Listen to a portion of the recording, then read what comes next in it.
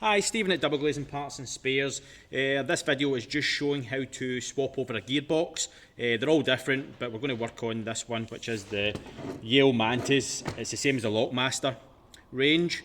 These tools by Souber tools are great for holding the gearboxes when you're doing these swap overs. Little magnet in the side to hold your screws.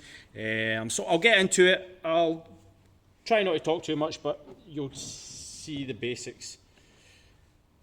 Lock. Push it down.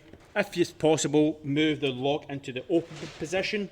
Get your replacement gearbox, handle in, put it into the open position. Side by side, put that there. The 3 screws are usually a Torx T20.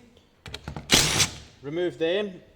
Make sure to keep them in a pattern as they come off, because in some of these gearboxes you will have a smaller screw than the outside ones, and if you put a larger one in the middle on some gearboxes, it actually breaks them.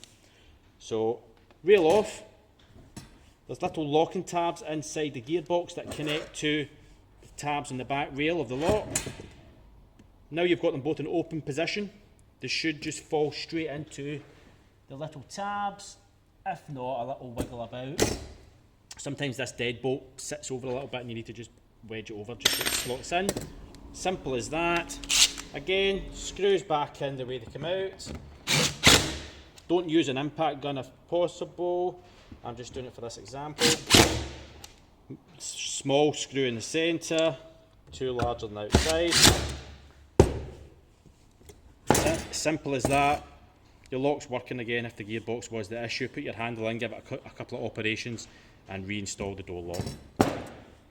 I'll put a link in for these little things. Great. Thanks for watching. Hope that helps somebody.